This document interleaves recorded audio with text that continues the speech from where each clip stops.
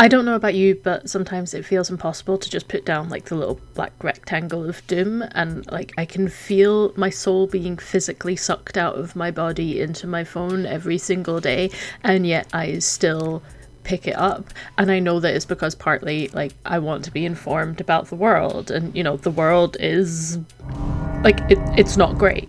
It's a really scary place, and I want to make sure that I'm informed and keeping up to date with everything. And so that's how I like justify to myself all of the doom scrolling, even though 80 to 90% of the doom scroll has like nothing to do with being informed. My word of the year this year is community, because I feel like it's the only weapon that we actually have against, like, you know, and journaling more. So here I'm making a sushi spread and Ebony's journal for my traveling journal group. So that's going to play in the background whilst we talk about like fostering community and getting off our phones and stuff like that.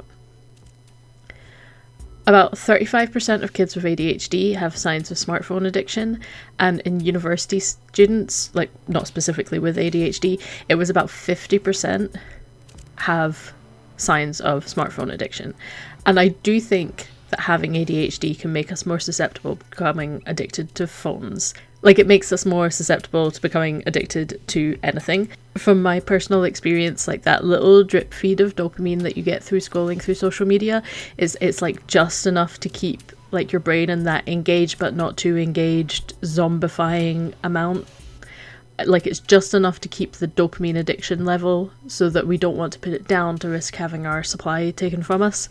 Because having ADHD is realistically just being a dopamine addict.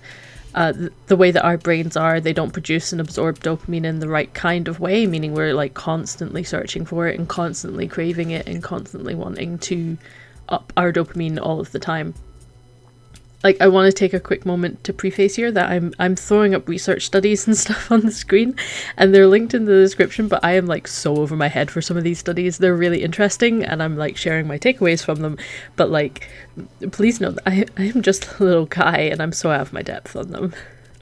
Like, what I am more qualified to talk about, though, is like, obviously my own experience as somebody who has ADHD.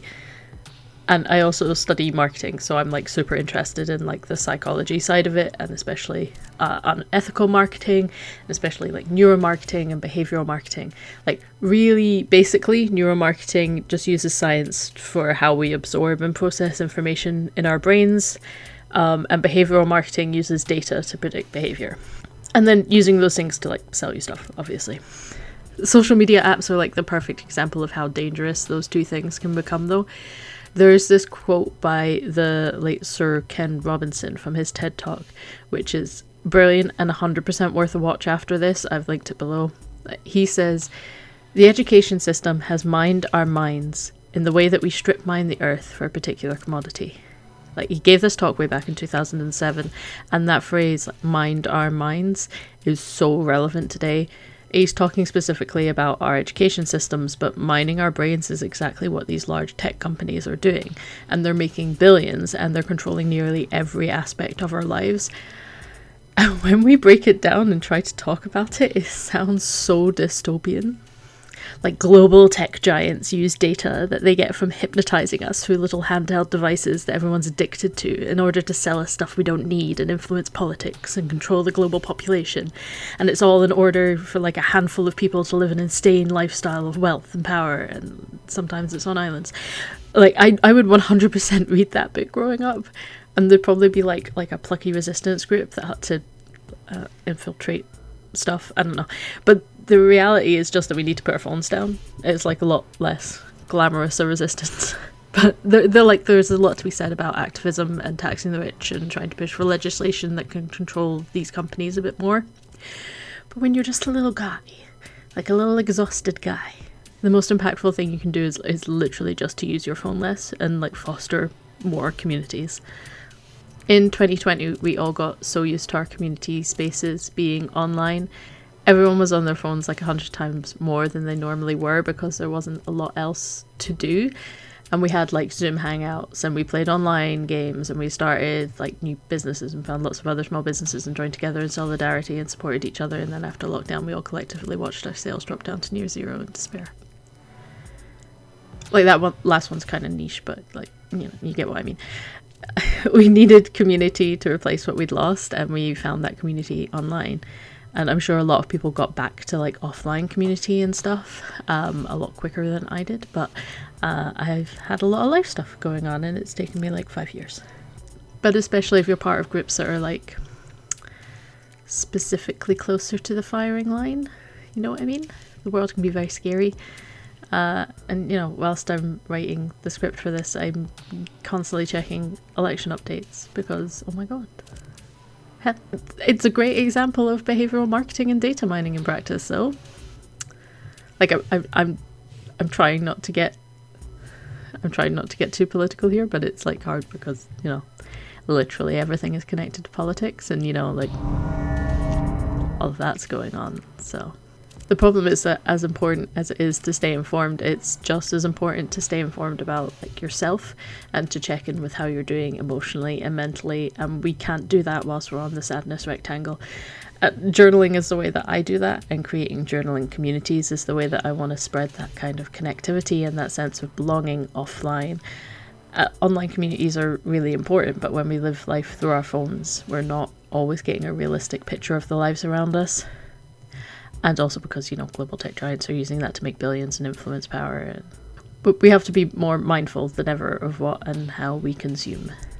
I'd like to design some rules for myself about how I use my phone and how I consume media, but I've really not worked out what they are yet, because I also know that with crippling ADHD, I'll hyper-focus on them for like 4 days and then go right back to how they were before. And if there's anything you do to help limit your phone time, or like how you protect yourself from data mining, I'd love to hear it. Like, my Instagram DMs are always open and you can comment here and stuff like that. I'd love to have chats about it. It's quite clearly a specific interest of mine. But yeah, I've been looking at YouTube videos of like how people are blocking certain apps on their phone, or how they're reducing this and how they're, you know, doing other things. And I get like, oh yeah, I should definitely implement that in my life. I should definitely do this. But I also know that I'm not going to follow through on it. I'm not going to be able to keep it up. So I'm trying to research ways that I can do that in a sustainable and realistic way for myself. So when I find that out, I will share it, and I'll try it out for like 3 months and let you know how it goes or something like that. But if there's anything you do, please let me know so I can investigate that as well.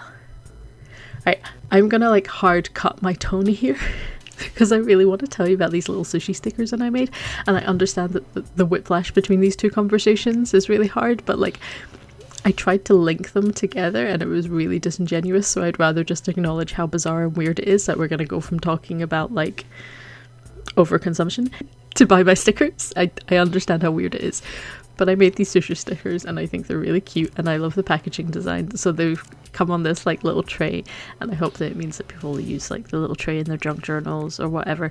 But anyway, I think they're really cute. They're available on my Etsy, which will also be linked amongst all the scientific studies about phone addiction.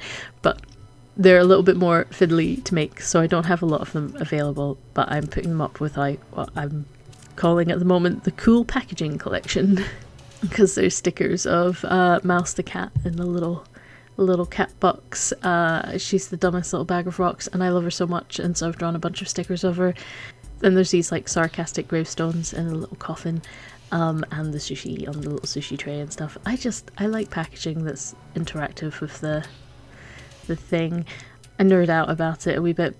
Anyway, yeah, get outside more. The sun's out. Try and meet new people. Despite how it feels right now, a lot of people out there are actually really nice, and buy stickers.